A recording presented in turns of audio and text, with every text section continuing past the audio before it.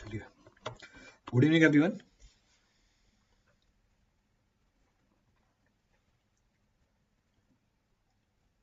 Hope you are doing good.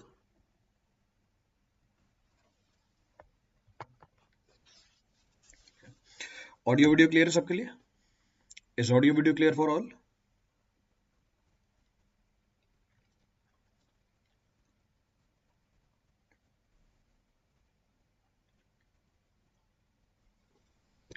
Audio video clear आ रही है सबके लिए?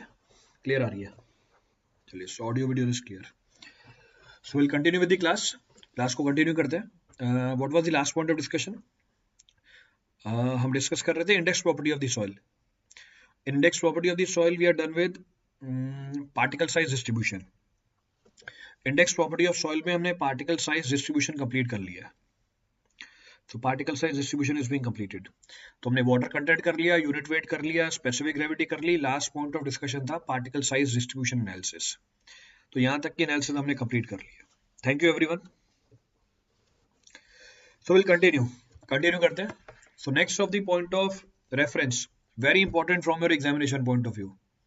तो इसमें तो सवाल मिलेगा आपको ऑब्जेक्टिव के लिए। So next of the point of reference is consistency of the soil.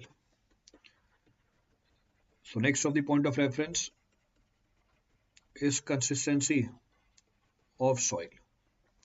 तो अगला पॉइंट जो अवेलेबल है हमारे पास is termed as consistency of the soil. बहुत ही इंपॉर्टेंट है आपके एग्जाम के पॉइंट ऑफ व्यू से, इसलिए इस पूरे टॉपिक को डिटेल में समझेंगे। we'll try to understand the entire topic in full detail. So next of the point of reference, चलिए, so we'll start with the next of the property termed as consistency of the soil. अब पहला point क्या बोल रहा है consistency of soil के लिए?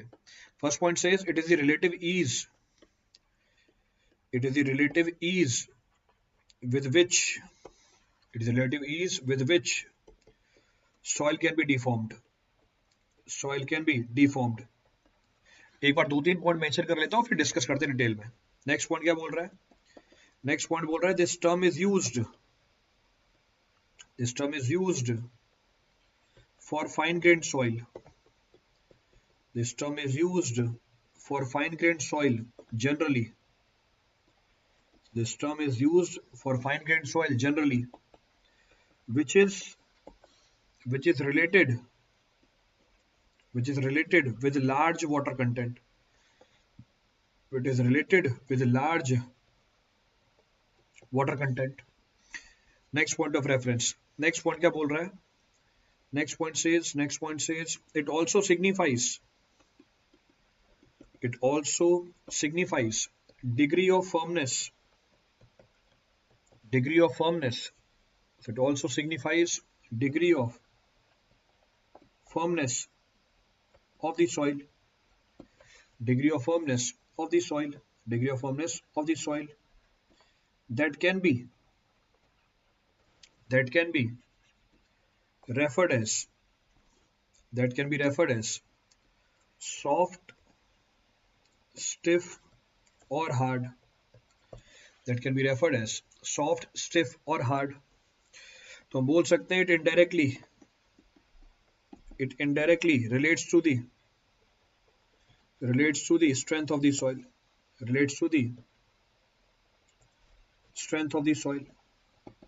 Indirectly relates to the strength of the soil. तो अभी तक यही पॉइंट मेंशन किया है। एक बार मैं सिस्टम रिफ्रेश कर देता हूँ। I am refreshing the system, मेरा थोड़ा हैंग हो गया था, so I am refreshing the system.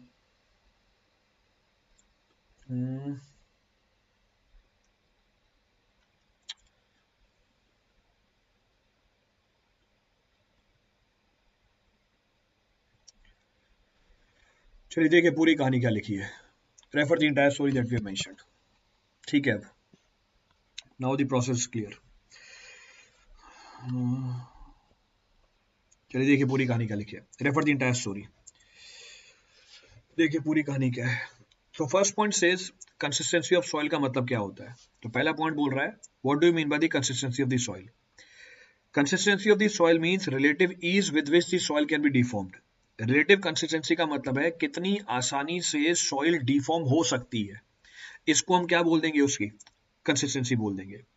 Next point क्या बोल रहे हैं, ये टर्म हम जनरली यूज करते हैं फाइन ग्रेन सॉइल के लिए, this term is not use for coarse grain soil. ये बात धीरे धीरे क्लियर हो जाएगी आपको, this point will be cleared over a period of time. अभी के लिए मैंने एक जानकारी दे दी कि consistency of the soil is generally being used for fine grain soil which is linked with the comparatively large water content. हमें पता है फाइन ग्रेन सॉइल के अंदर क्योंकि वॉल्यूम ऑफ वॉइड ज्यादा होते हैं, वाटर कंटेंट क्या मिलेगी आपको, ज्यादा मिलेगी। क्योंकि कोर्स ग्रेन सॉइल के अंदर वॉल्यूम ऑफ वॉइड कम होता है, उसमें वाटर कंटेंट कंपैरेटिवली कम निकल के आती है, इसलिए ये टर्म हम उसके लिए यूज नहीं करते हैं। तो ये कंसिस्टेंसी का मतलब है कितनी आसानी से सॉइल डिफॉर्म हो सकती है, इसको हम यूज करते हैं फाइन ग्रेन सॉइल के लिए। नेक्स्ट पॉइंट क्या बोल रहा है, ये जो कंसिस्टेंसी ऑफ सॉइल है ये क्या सिग्निफाई करता है, ये सिग्निफाई करता है degree of firmness of the soil, कि हमारी सॉइल कितनी फर्म है। कितनी फर्म है ये कैसे बता सकते हो, हम बोल देंगे सॉइल हमारी सॉफ्ट है, हम बोलेंगे सॉइल हमारी स्टिफ है, या सॉइल हमारी हार्ड है। इसका मतलब इनडायरेक्टली आप क्या बता रहे हो, उसकी स्ट्रेंथ बता रहे हो। तो आप ये भी बोल सकते हो consistency of the soil indirectly indicates the strength of the soil. जैसे जैसे जैसे जैसे हम सॉइल को आसानी से डिफॉर्म करते जाएंगे, क्योंकि हमने कंसिस्टेंसी का मतलब क्या लिखा था, relative ease with which the soil can be deformed. अगर हम सॉइल को आसानी से डिफॉर्म कर सकते हैं, इसका मतलब उसकी स्ट्रेंथ क्या है, कंपैरेटिवली कम है, hence the strength of the soil is comparatively less। तो पहला पॉइंट तो बस ये लिखा हुआ है कि कंसिस्टेंसी का मतलब क्या होता है, कौन सी सॉइल के लिए डिफाइन किया हुआ है, और ये इनडायरेक्टली हमें क्या बता देती है, ये इनडायरेक्टली हमें सॉइल की स्ट्रेंथ बता देती है। अभी तक की कहानी में कोई सा पॉइंट रिपीट कर लो, any of the point to be referred up till now for anyone, clear यहां तक की कहानी। फर्मनेस का मतलब होता है टाइटनेस, हाँ बोल सकते हो, तो समझने के लिए आप बोल सकते हो फर्मनेस मींस टाइटनेस। क्लियर है यहां तक। अब इसको और समझने की कोशिश करते हैं, will try to understand this point in further detail. Let us suppose मैंने एक सॉइल का सैंपल उठाया, I have taken a sample of the soil. मैंने एक सॉइल का सैंपल उठाया, उसमें मैंने पानी मिलाया, मैंने सॉइल का सैंपल उठाया, उसमें मैंने पानी को मिलाया। जैसे मैंने उसको पानी मिलाया, सॉइल हुई प्लास्टिक। अब मैं उस सॉइल को मोल्ड कर सकता हूँ किसी भी फॉर्म में, तो अगर मैं सॉइल को प्रेस करता हूँ, उसको डिजायर्ड शेप और साइज मिल जाती है। मैं फिर से रिपीट कर रहा हूँ, मैंने एक सॉइल का सैंपल उठाया, मैंने उसमें पानी मिलाया, अब मैं सॉइल को मोल्ड कर सकता हूँ किसी भी शेप और साइज में, उसके ऊपर प्रेशर लगा के। लेट सपोज मैंने सॉइल के अंदर और पानी डाला, जैसे ही मैंने सॉइल के अंदर और पानी डाला, ये जो कोहेजन है पार्टिकल्स के बीच में कम हो जाता है, this cohesion between the particles reduces. इसकी मैं पूरी थ्योरी कराऊंगा आपको, double layer theory. I discuss this theory in detail, जब टाइम आएगा I discuss this point also, पर अभी के लिए मैंने सॉइल के अंदर पानी डाला, जैसे सॉइल के अंदर पानी डाला, इसकी फर्मनेस कम हुई, इसके पार्टिकल्स के बीच में कोहेजन कंपैरेटिवली कम हो गया। अब मैं सॉइल को डिफॉर्म कराने के लिए जो प्रेशर लगा रहा हूं, वो पहले से कम निकल के आ रहा है। सॉइल पहले भी डिफॉर्म हो रही थी, सॉइल अभी भी डिफॉर्म हो रही है, पर जैसे ही मैंने वाटर कंटेंट बढ़ाया, सॉइल को डिफॉर्म करने के लिए जो प्रेशर की रिक्वायरमेंट है वो कंपैरेटिवली कम हो गई। मैंने और पानी मिलाया, जब मैंने और पानी मिलाया, अब सॉइल फ्लो करना स्टार्ट कर गई अपने वेट की वजह से। जैसे मैंने और पानी मिलाया, सॉइल ने अपनी पूरी स्ट्रेंथ लूज कर ली, अब मेरे को प्रेशर भी नहीं लगाना पड़ रहा, सॉइल अपने आप फ्लो कर रही है, soil is flowing under the effect of its own weight. मैंने और पानी मिलाया इसके अंदर, जैसे मैंने और पानी मिलाया, अब सॉइल का सस्पेंशन बन गया, जो हमने लास्ट वाले टॉपिक में किया था, हमने सॉइल सस्पेंशन बनाया था कि पानी का सैंपल लिया, उसमें सॉइल डाल दी थी। इसका मतलब अब सॉइल कन्वर्ट हो गई सस्पेंशन के अंदर। यानी मैंने आपको अलग अलग स्टेजेस बताई इस पूरे प्रोसेस को समझने के लिए। तो मैंने सॉइल का सैंपल लिया, इनिशियली ड्राई सैंपल था, मैंने उसमें पानी मिलाया, मुझे प्रेशर लगाना पड़ रहा है इस सॉइल के अंदर उसको डिफॉर्म करने के लिए। मैंने वाटर कंटेंट और बढ़ाया सॉइल के अंदर, इसमें डिग्री ऑफ फॉर्मनेस क्या हुई, डिग्री ऑफ फॉर्मनेस और कम हो गई, अब प्रेशर की रिक्वायरमेंट और कम हो गई। मैंने और पानी मिलाया, सॉइल ने अपनी पूरी स्ट्रेंथ लूज कर ली, ये अपने वेट की वजह से फ्लो करने चालू कर दी। मैंने इसमें और पानी मिलाया, अब सॉइल कन्वर्ट हो गई सस्पेंशन के अंदर, अब सॉइल का सस्पेंशन है। अब कहानी स्टार्ट होती है, अगर मैं इस सॉइल में से पानी हटाना चालू करूं, अब अगर मैं इस सॉइल में से पानी हटाना चालू करूं, ये सॉइल अलग अलग स्टेजेस ऑफ कंसिस्टेंसी से पास करती है।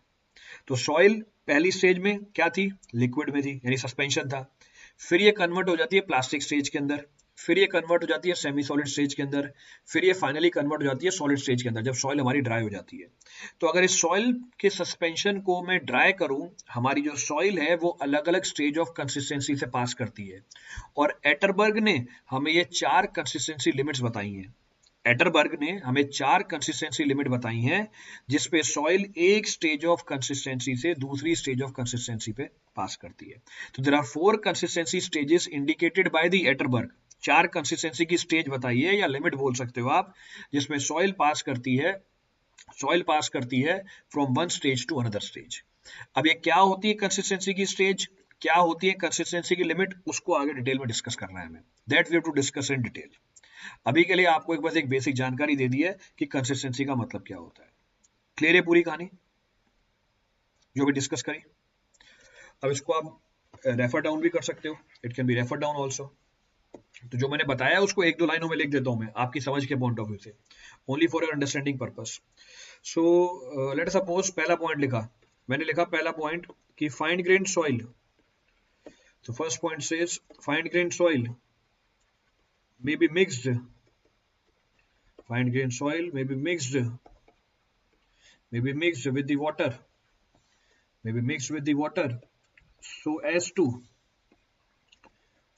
to form a plastic paste. So as to form a plastic paste. So as to form a plastic paste which can be molded by application of pressure. Which can be molded by application of pressure. तो पहला point तो ये लिखा है हमने, consistency and strength में कैसा relationship है अभी तो डिस्कस किया, पूरी कहानी तो बताइए अभी। Just now we have discuss indirect relationship है दोनों में, ऊपर पीछे मैंने लिखा भी हुआ होगा, ये देखो इनडायरेक्ट रिलेशनशिप है दोनों के अंदर।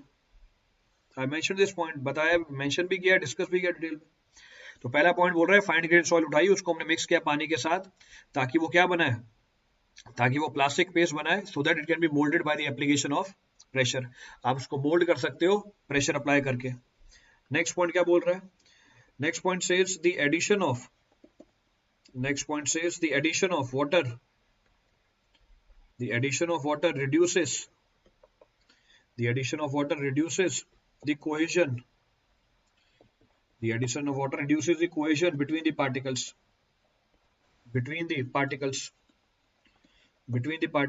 And soil can be molded easily. जब आप पानी बढ़ाओगे पार्टिकल के बीच का कोहेजन कम हो जाएगा और आपकी सॉइल की मोल्डिंग आसानी से हो जाएगी। The soil can be moulded very easily. अगला पॉइंट क्या बोल रहा है, फर्दर एडिशन ऑफ वाटर, आप और पानी मिलाओ, तो further addition of water reduces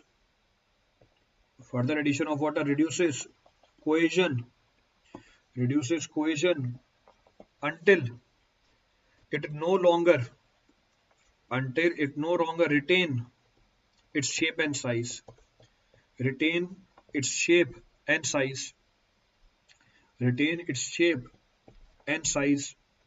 Under its own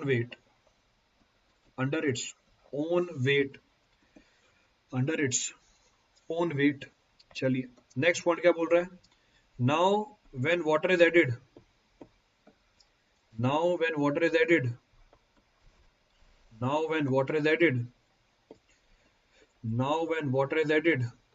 it is converted into suspension. Water is added, it is converted into suspension.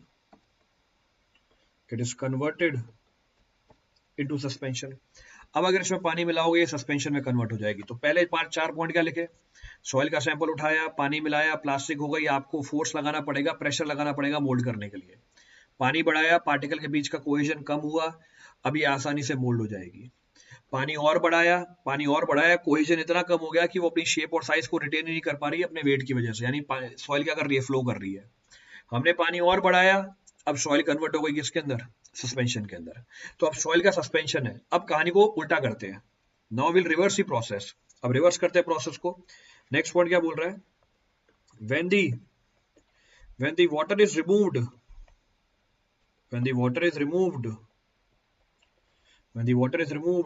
or dried from soil mass when the water is removed or dried from the soil mass, it passes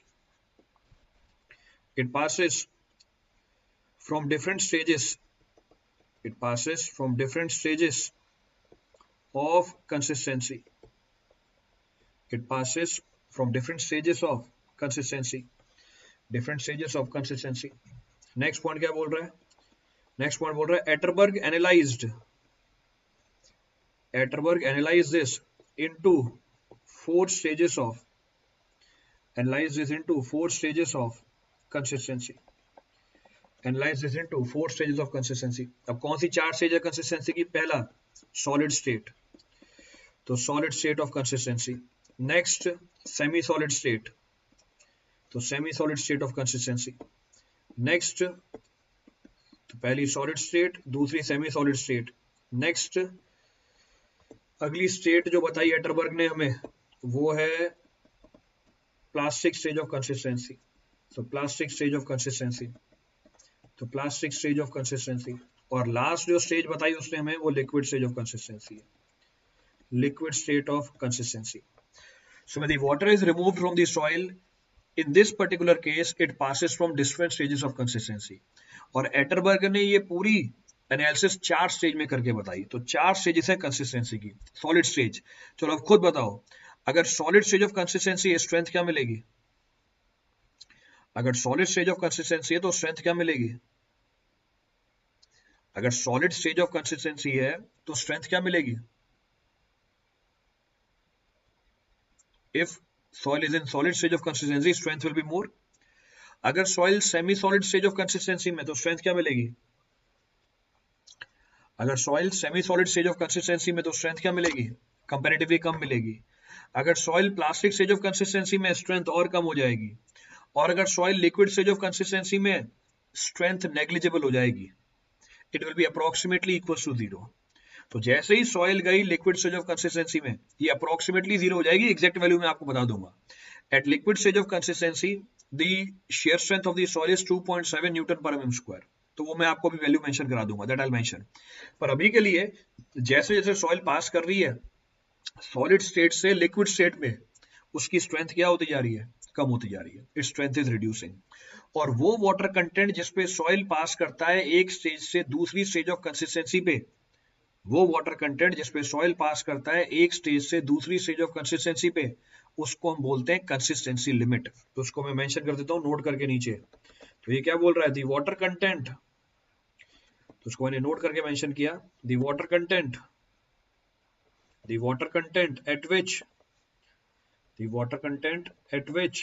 soil passes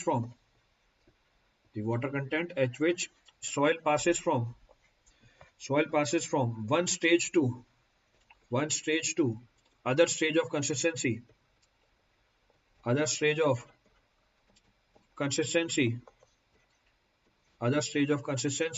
is termed as consistency limit or Atterberg's limit, कुछ भी बोल सकते हो. is termed as consistency limit. तो वो water content जिसपे soil pass करती है एक स्टेज से दूसरी स्टेज ऑफ कंसिस्टेंसी पे, इसको हम बोल देंगे कंसिस्टेंसी लिमिट. और आपको हर एक कंसिस्टेंसी लिमिट के बारे में पूरी जानकारी होनी चाहिए. अब इस बात को समझाने के लिए मैं आपको पूरी रेफरेंस दिखा रहा हूँ graphically. To make you explain this point I am referring the entire story in graphical terms, ताकि समझने में आपको आसानी रहे. ये हमारी वाई एक्सिस है, this is our X axis, horizontal line है. वाई एक्सिस पे है हमारा वॉल्यूम ऑफ सॉइल, तो वाई एक्सिस पे हमारा volume of soil. X axis पे हमारा water content, on X axis we have water content. तो एक्स एक्सिस पे वाटर कंटेंट, तो एक्स एक्सिस पे वाटर कंटेंट, तो water content of the soil. Now refer the entire story. अब देखते हैं पूरी कहानी क्या है. मैंने शुरू में आपको क्या बताया? मैंने शुरू में आपको ये बताया कि इनिशियली जब आप पानी मिलाओगे सॉइल के अंदर, तो initially when you will add the water into the soil, तो इनिशियली जब आप पानी मिलाओगे सॉइल के अंदर तो वो पेस्ट के फॉर्म में कन्वर्ट हो जाएगी. आपको प्रेशर लगाना पड़ेगा उसको मोल्ड करने के लिए. You to apply the pressure to mould it. तो आपको प्रेशर अप्लाई करना पड़ेगा उसको मोल्ड करने के लिए. You to apply the pressure to mould it. फिर जैसे जैसे पानी का कंटेंट बढ़ाओगे, as you will increase the water content, तो जैसे जैसे वाटर कंटेंट इंक्रीज करोगे, so as you will increase the water content, cohesion destroy होती जाएगी, कोहेजन कम होती जाएगी, आप आसानी से उसे क्या कर पाओगे? मोल्ड कर पाओगे. आपने पानी और बढ़ाया, वो अपनी पूरी स्ट्रेंथ लूज कर देगी, अप्रोक्सीमेटली पूरी स्ट्रेंथ लूज कर देगी. इसके बाद वो फ्लो करने लग जाएगी अपने वेट की वजह से, और फाइनली वो कन्वर्ट हो जाएगी एक सस्पेंशन के अंदर. तो रेफर करो पूरी स्टोरी को।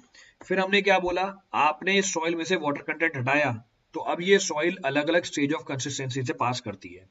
इसका मतलब ओरिजिनली सॉइल मेरी सस्पेंशन के फॉर्म में थी और वो सस्पेंशन हमारा कुछ इस तरीके से दिखेगा। तो ओरिजिनली जो सॉइल थी हमारी वो सस्पेंशन के फॉर्म में थी, यानी जो सॉइल है हमारी वो लिक्विड स्टेज ऑफ कंसिस्टेंसी के अंदर है। तो these are the 4 stages of consistency which are being defined by Atterberg. ये 4 स्टेज है कंसिस्टेंसी के जिसको एटरबर्ग ने डिफाइन कर रखा है। Liquid stage of consistency, then plastic stage of consistency, then semi solid stage of consistency, तो semi solid stage of consistency, और लास्ट है हमारे पास सॉलिड स्टेज ऑफ कंसिस्टेंसी। फिर अभी ये भी डिस्कस किया हमने वो वाटर कंटेंट जिसमें सॉइल पास होती है एक स्टेज से दूसरी स्टेज ऑफ कंसिस्टेंसी में, इसको हम बोलते हैं कंसिस्टेंसी लिमिट। तो ये हमारे पास अलग अलग कंसिस्टेंसी लिमिट है, shrinkage limit, then plastic limit, liquid limit. इन सबका मतलब मैं भी आपको बताऊंगा, पर अभी मेरा डिस्कशन है पीछे वाली कहानी को सपोर्ट करना है इस डायग्राम की फॉर्म से या कर्व की फॉर्म से। तो ओरिजिनली मेरी सॉइल किस स्टेज ऑफ कंसिस्टेंसी में है, सॉइल का सस्पेंशन था। तो अगर सॉइल का सस्पेंशन है वो ओरिजिनली किस स्टेज ऑफ कंसिस्टेंसी में है, अगर सॉइल का सस्पेंशन था तो वो ओरिजिनली किस स्टेज ऑफ कंसिस्टेंसी में है, वो लिक्विड स्टेज ऑफ कंसिस्टेंसी में है। तो वो लिक्विड स्टेज ऑफ कंसिस्टेंसी में है। अब अगर मैं वाटर कंटेंट को घटा रहा हूं, if I am reducing the water content, soil is passing from different stages of consistency. Soil अलग अलग स्टेज ऑफ कंसिस्टेंसी से पास कर रही है। लिक्विड से प्लास्टिक में आई, प्लास्टिक से सेमी सॉलिड में आई, सेमी सॉलिड से सॉलिड स्टेज ऑफ कंसिस्टेंसी में आई। तो जैसे जैसे वाटर कंटेंट कम होता जा रहा है सॉइल अलग अलग स्टेज ऑफ कंसिस्टेंसी से पास कर रही है। अब चेक करो, इनिशियली जब सॉइल का वाटर कंटेंट कम हो रहा है उसका वॉल्यूम भी कम हो रहा है। तो वाई एक्सिस पे क्या है, हमारी वॉल्यूम है, on Y axis we have volume also. तो वाई एक्सिस पे आपको वॉल्यूम मार्क करके दिखा रखी है। तो इनिशियली जब वाटर कंटेंट कम हो रहा है तो हमारे सॉइल का वॉल्यूम भी कम हो रहा है, पर एक पर्टिकुलर वाटर कंटेंट के बाद सॉइल का वॉल्यूम कांस्टेंट हो गया। At a particular water content, beyond it if you further reduce the water content there is no change in the volume of soil. जो ये डॉटेड लाइन है ये हमारी एक्चुअल कर्व है। तो ये जो डॉटेड लाइन है ये हमारी एक्चुअल कर्व निकल के आती है। जब आप टेस्ट परफॉर्म करोगे ये कर्व निकल के आएगी। जो सॉलिड लाइन है वो हमारी अप्रोक्सीमेट कर्व है, जो सॉलिड लाइन है वो हमारी अप्रोक्सीमेट कर्व है, यानी ये हमने अज्यूम कर रखी है, this is being assumed by us. तो जो कर्व्ड लाइन थी, जो डॉटेड लाइन थी वो हमारी एक्चुअल कर्व थी, ये हमारी अप्रोक्सीमेट कर्व थी। तो इसका मतलब मैंने सॉइल की कंसिस्टेंसी को अलग अलग स्टेज में डिफाइन कर दिया। I have divided the entire consistency of the soil in different stages, liquid, plastic, semi solid and solid stage of consistency. अब इस पूरी बात को समझते हैं और डिटेल में। We'll try to understand this entire story in further detail. कैसे? Let us suppose हमारा सॉइल का सैंपल है। Let us suppose we have a sample of soil और ये सॉइल का सैंपल है partially saturated। तो let us suppose मेरे पास सॉइल का सैंपल है, this is the sample of soil, और ये सॉइल का सैंपल है partially saturated। partially saturated मतलब इसके कुछ परसेंटेज वॉइड ही पानी से भरे हुए हैं। तो कुछ परसेंटेज वॉइड ही पानी से भरे हुए हैं, तो ये हमारी partially saturated सॉइल है। अगर मैं इस partially saturated सॉइल में वाटर कंटेंट को इंक्रीज करूं, अगर मैं इस पार्शियली सैचुरेटेड सॉइल में वाटर कंटेंट को इंक्रीज करूं, इनिशियली ये पानी किसको रिप्लेस करेगा, initially this water will replace what, initially this water will replace what. अगर मैं पार्शियली सैचुरेटेड सॉइल में वाटर कंटेंट को बढ़ाऊं, इनिशियली ये पानी किसको रिप्लेस करेगा, initially this water will replace what. तो हमारी पार्शियली सैचुरेटेड सॉइल थी, मैं इसमें वाटर कंटेंट बढ़ाता गया, तो इनिशियली ये किसको रिप्लेस कर रहा है, इनिशियली ये एयर को रिप्लेस कर रहा है, it is replacing the air. एक पर्टिकुलर वाटर कंटेंट पे आके, एक पर्टिकुलर वाटर कंटेंट पे आके ये फुल्ली सैचुरेट हो गया। At a particular water content यहाँ degree of saturation less than 1 है, या डिग्री ऑफ सैचुरेशन 1 है। एक पर्टिकुलर वाटर कंटेंट पे आगे हमारे सॉइल का सैंपल फुल्ली सैचुरेट हो गया। अगर इसके बाद आपने और वाटर कंटेंट को बढ़ाया, अगर इसके बाद आपने और वाटर कंटेंट को बढ़ाया, it will also lead to the increase in the volume of the soil। अब हमारे सॉइल का वॉल्यूम भी बढ़ने लग जाएगा, और सॉइल का वॉल्यूम उतना ही बढ़ेगा जितना पानी का वॉल्यूम बढ़ा है। इस बात को समझने के लिए मैंने आपको सॉइल का फेज डायग्राम बना के दिखाया है। इस बात को समझने के लिए मैंने आपको सॉइल का फेज डायग्राम बना के दिखाया है। कैसे? चेक करो, ये हमारे वॉल्यूम ऑफ सॉलिड है, ये तो फिक्स रहेंगे, this is the volume of solid, इसमें कोई चेंज नहीं निकल के आया। इनिशियली हमारे पास थी वॉल्यूम ऑफ वॉइड, इनिशियली हमारे पास थी वॉल्यूम ऑफ वॉइड। हमने वॉल्यूम ऑफ वाटर को बढ़ाना स्टार्ट किया, हमने वॉल्यूम ऑफ वाटर को बढ़ाना स्टार्ट किया। इनिशियली पानी रिप्लेस करता गया एयर को। जब सारे वॉइड पानी से भर गए, डिग्री ऑफ सेचुरेशन हो गई 1। अगर इसके बाद मैंने और पानी मिलाया, ये पानी कहाँ गया? वॉइड के अंदर ही गया। इसका मतलब वॉल्यूम ऑफ वॉइड बढ़ा। अगर वॉल्यूम ऑफ वॉइड बढ़ा, इसका मतलब वॉल्यूम ऑफ सॉइल भी क्या कर जाएगी? बढ़ जाएगी। The volume of soil will increase. इसका मतलब ये है कि अगर हमारी सॉइल सेचुरेट हो गई है पूरी, इसके बाद अगर आपने और पानी मिलाया, the volume of the soil will increase. और इस सिचुएशन को हम बोलते हैं कि सॉइल आ गई सुपर सैचुरेटेड स्टेट में। तो यहाँ पर सॉइल कौन सी स्टेट में है? हियर सॉइल इज सैचुरेटेड, तो मैं बोलूंगा ये सॉइल हमारी सैचुरेटेड है। इसके बाद अगर वाटर कंटेंट के बढ़ने से वॉल्यूम बढ़े, हम बोलेंगे सॉइल किस में आ गई है? सॉइल है सुपर सैचुरेटेड स्टेट में। तो सॉइल है सुपर सैचुरेटेड स्टेट में। डिग्री ऑफ सैचुरेशन 1 से कम है, हम बोलेंगे सॉइल है पार्शियली सैचुरेटेड स्टेट में। तो सॉइल इज पार्शियली सैचुरेटेड। तो मैंने आपको अलग अलग स्टेज दिखा रखे हैं सॉइल के। इनिशियली पार्शियली सैचुरेटेड है, वाटर कंटेंट के बढ़ने से डिग्री ऑफ सैचुरेशन बढ़ रही है पर वॉल्यूम में कोई चेंज नहीं आ रहा। एक पॉइंट पे आके सॉइल पूरी सैचुरेट हो गई। इसके बाद अगर आपने वाटर कंटेंट बढ़ाया तो सॉइल का वॉल्यूम भी बढ़ता है। इस सिचुएशन को हम बोलते हैं soil is in super saturated state. कोई सा ही पॉइंट रिपीट करना हो इस पूरी कहानी में से? Any point to be refer from this now for anyone? कोई सा ही पॉइंट रिपीट करना हो उसमें से?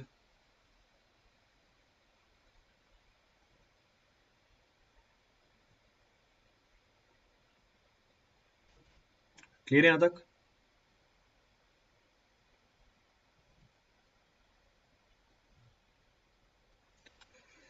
चलिए आगे बढ़ते हैं। क्लियर है तो सो will continue forward. Where is constant volume? In partially saturated and saturated state, volume is constant. Soil का वॉल्यूम देखो, डायग्राम में बना के भी दिखाया कांस्टेंट है। तो जब सॉइल पार्शियली सैचुरेटेड है या सैचुरेटेड स्टेट पे पहुंची है, इससे पहले वाटर कंटेंट के चेंज होने से सॉइल के वॉल्यूम में कोई चेंज नहीं आता, तो वॉल्यूम कांस्टेंट है। So volume of the soil is constant. पर जब सॉइल सुपर सैचुरेटेड हो गई, इसके बाद वाटर कंटेंट के बदलने से सॉइल का वॉल्यूम भी चेंज होने लग जाएगा। आप वाटर कंटेंट बढ़ाओगे, सॉइल का वॉल्यूम बढ़ेगा। आप वाटर कंटेंट घटाओगे, सॉइल का वॉल्यूम कम हो जाएगा। It will reduce. अब आगे बढ़ते हैं। तो पहला पॉइंट क्या लिखा था पीछे हमने? पहला पॉइंट बोला if soil is partially saturated, अगर सॉइल पार्शियली सैचुरेटेड है और जस्ट सैचुरेटेड और जस्ट सैचुरेटेड और just saturated, any change in water content does not leads to change in volume of soil, does not leads to change in volume of soil, does not leads to change in volume of soil। तो यहां तक की कहानी same है। But if soil is in super saturated state, और अगर soil किस में चली गई? सुपर सैचुरेटेड स्टेट में चली गई। Soil is in super saturated state, any change in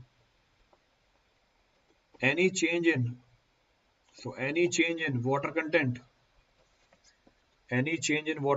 leads to corresponding change in volume of soil, तो ये जानकारी पीछे लिख के बताई थी आपको। This information was being given to you. Clear है यहाँ तक की स्टोरी? कोई सा पॉइंट रिपीट करना उसमें से किसी के लिए? अब जितनी भी कहानी आपको बताई है उसको एक साथ मेंशन कर देता हूं मैं। What ever story I have discussed can be mentioned simultaneously. अब ध्यान से सुनना इस पूरी कहानी को। Refer this entire story simultaneously. तो हमारे पास है स्टेज ऑफ कंसिस्टेंसी।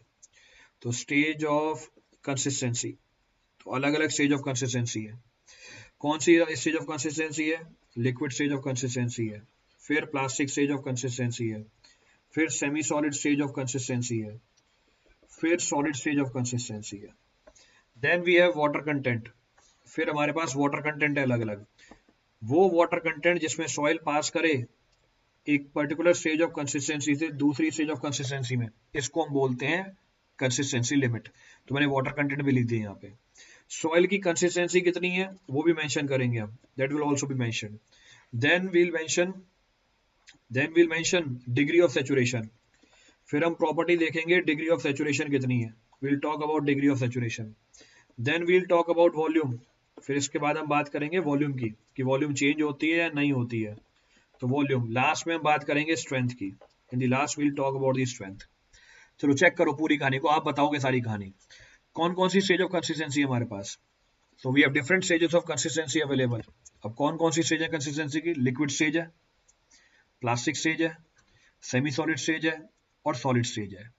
वो वाटर कंटेंट जिससे सॉइल, तो वो वाटर कंटेंट जिसपे सॉइल लिक्विड स्टेज से प्लास्टिक स्टेज में चली जाए या प्लास्टिक स्टेज से लिक्विड स्टेज में चली जाए, इसको हम बोलते हैं लिक्विड लिमिट. वो वाटर कंटेंट जिसपे सॉइल प्लास्टिक स्टेज से सेमी सॉलिड स्टेज में चली जाए या सेमी सॉलिड स्टेज से प्लास्टिक स्टेज में चली जाए, इसको हम बोलते हैं प्लास्टिक लिमिट. वो वाटर कंटेंट जिसपे सॉइल सेमी सॉलिड स्टेज से सॉलिड स्टेज में चला जाए या सॉलिड स्टेज से सेमी सॉलिड स्टेज में आ जाए, इसको हम बोलते हैं श्रिंकेज लिमिट. तो ये हमारी कंसिस्टेंसी लिमिट है. क्लियर आता की कहानी. अब मुझे कंसिस्टेंसी को डिफाइन करना है. In liquid stage of consistency I will say our soil is liquid. Liquid stage of consistency में सॉइल बिहेव करती है लिक्विड की तरह, तो मैंने कंसिस्टेंसी क्या लिख दी, लिक्विड लिख दी. In plastic stage of consistency, यहाँ पे कंसिस्टेंसी क्या कर जाएगी, थोड़ी सी बढ़ जाएगी. तो थोड़ी सी बढ़ जाएगी, so we can say very soft. हम बोल सकते हैं यहाँ कंसिस्टेंसी क्या है, वेरी सॉफ्ट टू स्टिफ. तो very soft to stiff.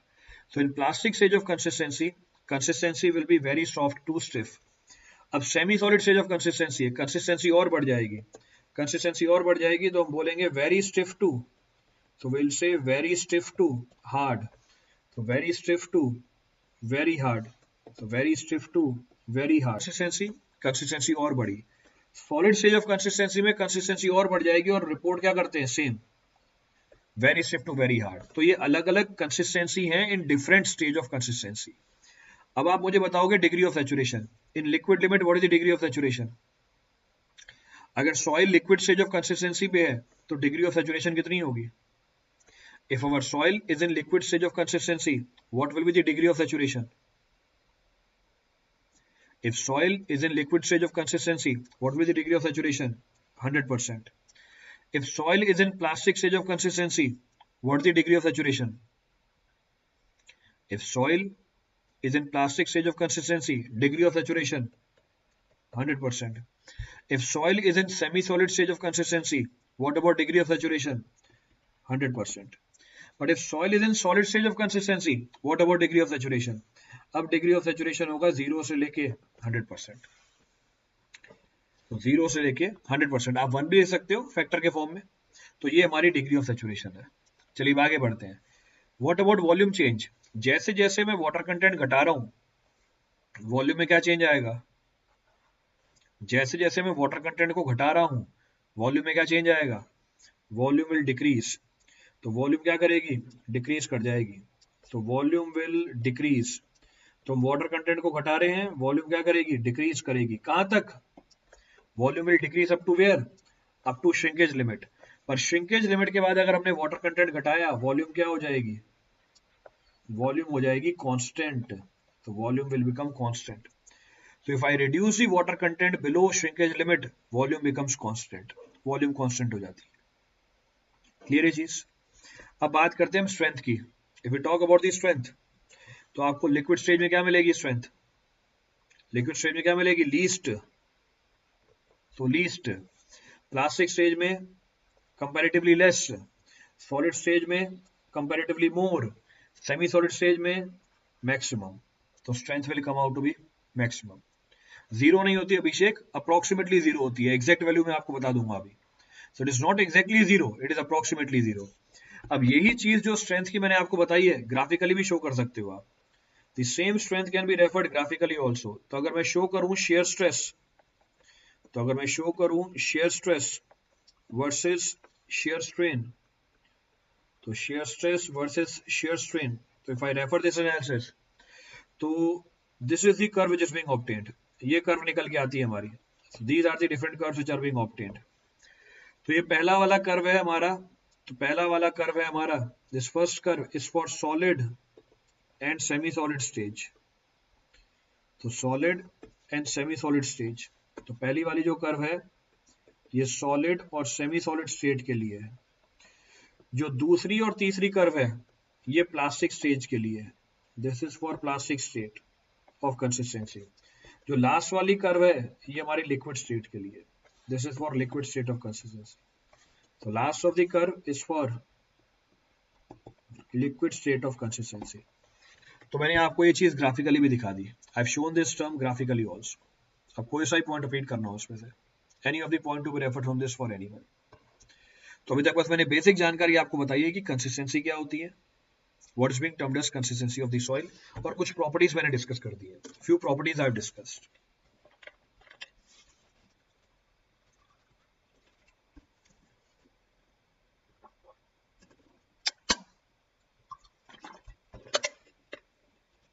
Clear है पूरी कहानी? Any point to be repeated from this? कोई सा पॉइंट रिपीट करना उसमें से? चलें आगे। क्लियर है। प्लास्टिक स्टेज में दो अलग अलग कर्व क्यों है? प्लास्टिक स्टेज में दो अलग अलग कर्व नहीं है, वाटर कंटेंट चेंज किया हुआ है। We have change the water content. तो जैसे जैसे हम नीचे आ रहे हैं वाटर कंटेंट क्या करते जा रहे हैं? चेंज करते जा रहे हैं। तो यहां पर भी दो कर्व दिखा सकते हो। In solid semi solid stage you can show two different curve. So you change the water content. Water content change किया इसलिए कर्व चेंज हो गई है, as the curve is changed. Now will talk about the consistency limit. अब हम बात करेंगे कौन कौन सी कंसिस्टेंसी लिमिट का क्या सिग्निफिकेंस होता है। तो next of the point of reference is consistency limits of the soil. तो कंसिस्टेंसी और एटरबर्ग लिमिट। तो कंसिस्टेंसी और एटरबर्ग लिमिट। अगर दूसरे नेचर के स्ट्रेस पे अफेक्ट नहीं होगा, दूसरे नेचर के, what is the meaning of दूसरा नेचर? दूसरे नेचर के स्ट्रेस पे अफेक्ट नहीं होगा, क्या मतलब है इस सवाल का? नेक्स्ट पॉइंट ऑफ रेफरेंस कि कौन कौन सी कंसिस्टेंसी लिमिट है। The first of the consistency limit is liquid limit. जो पहली कंसिस्टेंसी लिमिट है हमारे पास, इसको हम बोलते हैं लिक्विड लिमिट। अब क्या है liquid limit? What is the liquid limit? पहला पॉइंट बोल रहा है it is refined as minimum water content. It is defined as minimum water content. It is defined as minimum water content at which soil is in liquid stage of consistency, or at which soil has a tendency to flow. At which soil has a tendency to flow. Has a tendency to flow like a liquid. So has a tendency to flow. ये वो minimum water content है जिसमें soil के पास tendency है flow करने की। Next point बोल रहा है at liquid limit. At liquid limit all the soils, at liquid limit soil passes from, so soil passes from liquid stage of consistency, liquid stage of consistency to plastic stage of consistency. Soil pass करती है liquid से plastic stage of consistency में, plastic stage of consistency, and vice versa, and vice versa. Next point बोल रहा है at liquid limit. So next point says at liquid limit. So next point says at liquid limit all soils possess. At liquid limit all soil possess some shear strength. Zero नहीं हो जाती, ये ध्यान रखना है आपको। Some shear strength which is not equal to zero. Some shear strength of 2.7 kilonewton per meter square, which can be just measured, जिसको आप जस्ट मेजर कर सकते हो। ये सारे सिग्निफिकेंट पॉइंट्स हैं, all these are significant points of liquid limit. तो अब हम बात कर रहे हैं कौन कौन सी कंसिस्टेंसी लिमिट है और उनका सिग्निफिकेंस क्या होता है, व्हाट देयर सिग्निफिकेंस। अब लिक्विड लिमिट की वैल्यू कितनी है अलग अलग सॉइल के लिए वो भी मेंशन कर दी है। So for different types of soil liquid limit is being referred separately. So clay alluvial, तो एलुवियल सॉइल, दूसरा क्ले, ब्लैक सॉइल, तो ब्लैक कॉटन सॉइल, और bentonite soil. So for different types of soil, liquid limit can be referred. अलग अलग type of soil के लिए liquid limit की value refer कर सकते हो आप. ग्रेवल और सैंड कोर्स ग्रेन सॉइल है, तो इनके लिए तो डिफाइंड ही नहीं है एडरबर्ग लिमिट, तो हम बोल देंगे non plastic. So will say it is non plastic, तो ये नॉन प्लास्टिक है. देन सिल्ट के लिए 30 to 50, देन क्ले के लिए 40 to 150, this is 400 to 500, this is 500 to 800.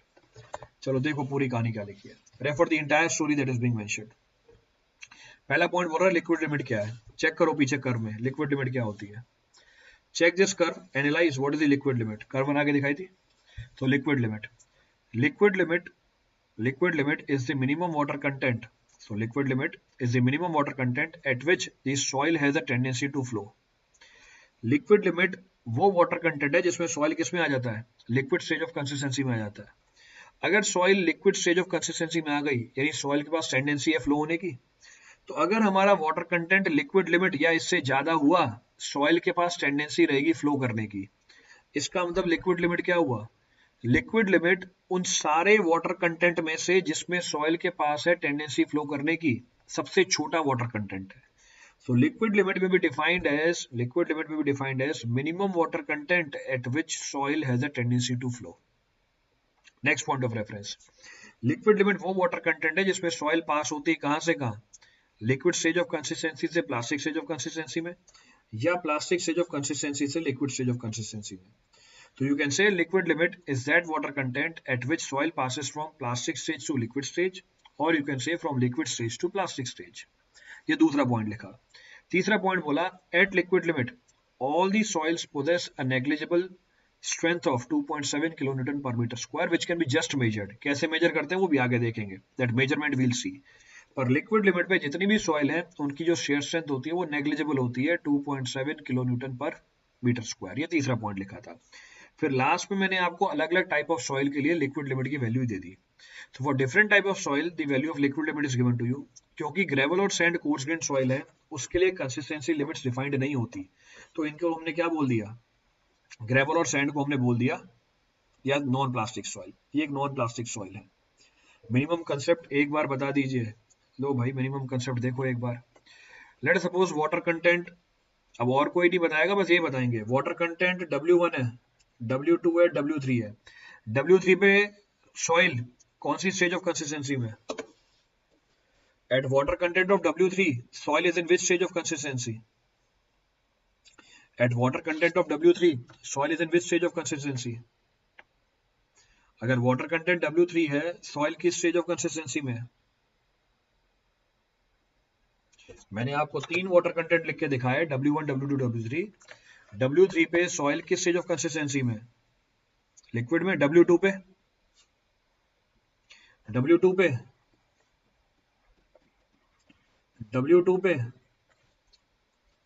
अच्छा श्रिंकेज हो गई है, वाह बहुत बढ़िया. अरे W2 पे सॉइल कौन सी स्टेज ऑफ कंसिस्टेंसी पे है, लिक्विड में ही तो है बेबी.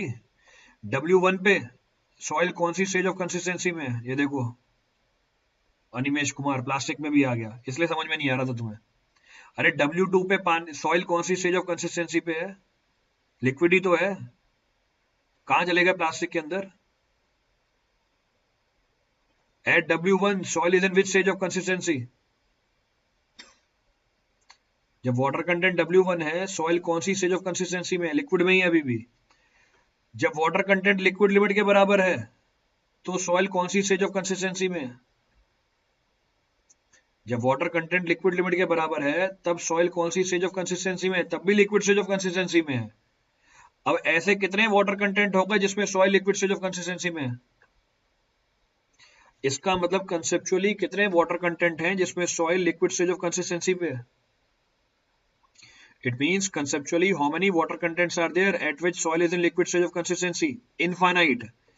इन इनफाइनाइट वाटर कंटेंट में से सबसे छोटा वाटर कंटेंट कौन सा है जिसपे सॉइल लिक्विड स्टेज में है, वो देखो 4 बता रहा है. इन इनफाइनाइट वाटर कंटेंट में से सबसे छोटा वाटर कंटेंट कौन सा है जिसपे soil liquid stage of consistency में है.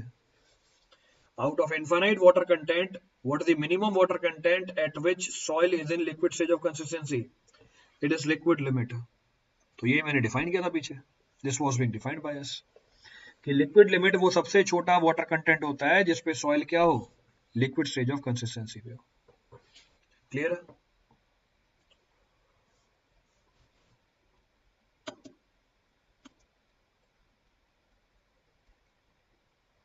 क्लियर है पूरी स्टोरी?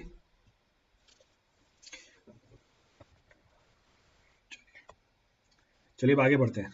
अब मुझे बताओ, अगर लिक्विड लिमिट की वैल्यू ज्यादा है, इफ लिक्विड लिमिट इज मोर, तो वॉल्यूम चेंज ज्यादा मिलेगा या कम मिलेगा? अगर लिक्विड लिमिट ज्यादा है तो हमें वॉल्यूम चेंज ज्यादा मिलेगा, कम मिलेगा? If liquid limit is more, volume change will come out to be more और less?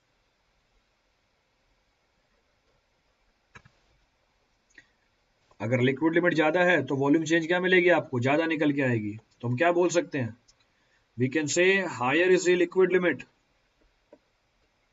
Higher is the liquid limit of soil, higher is its compressibility, higher is its compressibility. compressibility का मतलब क्या है, volume changes को. compressibility का मतलब होता है वॉल्यूम चेंजेस.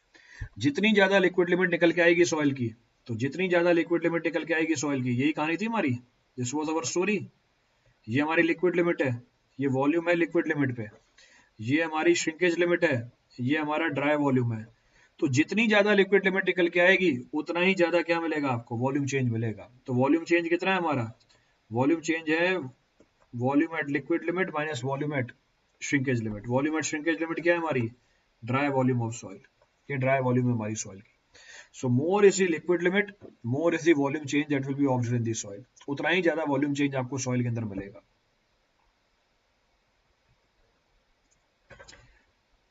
अगर लिक्विड लिमिट से वाटर कंटेंट कम करें तो प्लास्टिक लिमिट कैसे पता चलेगा? अभी तो लिक्विड लिमिट नहीं बताई, कैसे पता चलती है? प्लास्टिक लिमिट कैसे बता दूंगा? अभी तो लिक्विड लिमिट नहीं बताई कैसे निकाली जाती है, प्लास्टिक लिमिट पे कहां पहुंच गए? Up till now I have not discussed how to find liquid limit. You are talking about plastic limit. चलिए, next point of reference. Next point of reference. अभी तक आपको लिक्विड लिमिट की जानकारी दी कंसेप्चुअली. अब हम लिक्विड लिमिट की जानकारी निकाल रहे हैं from determination point of view. Up till now we are talking about liquid limit conceptually. Then we'll be talking about how to find liquid limit. अब liquid limit को निकाला कैसे जाता है, लिक्विड लिमिट कैसे निकाली जाती है, उसकी रेफरेंस निकाल रहे हैं. So next point says from determination of, so from determination point of view, अगर डिटर्मिनेशन पॉइंट ऑफ व्यू से देखें लिक्विड लिमिट क्या है, तो from determination point of view liquid limit is defined as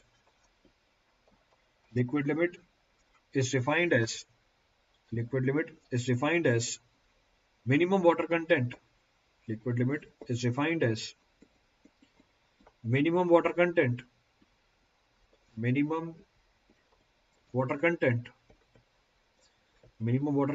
at which a part of the soil cut by a groove of standard dimension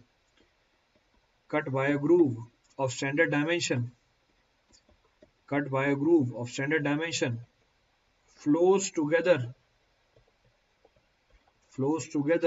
by a distance of half inch under the impact of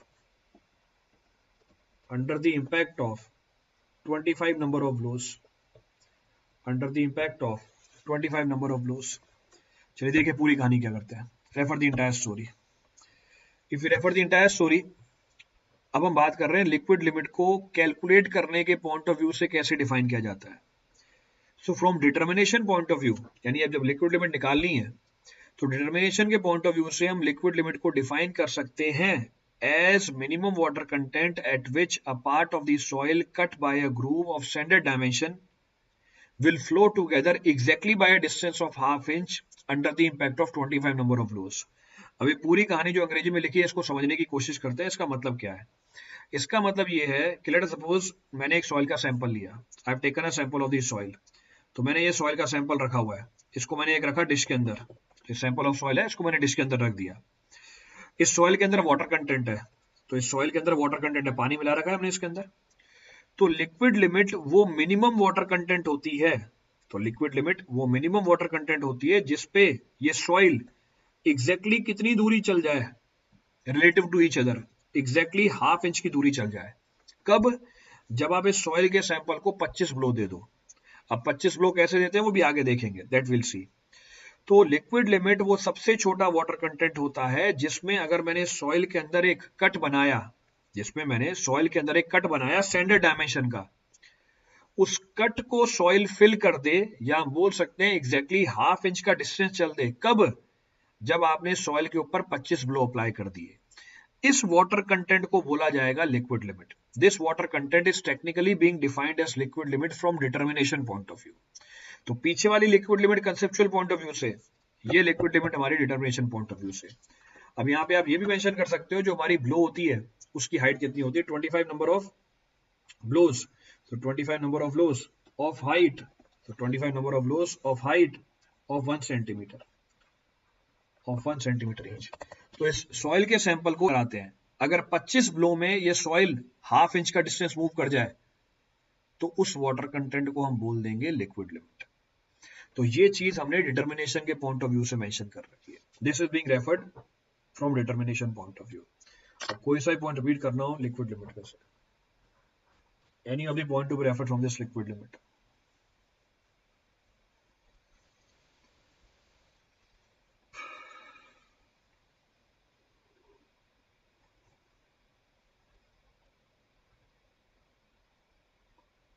clear है पूरी कहानी?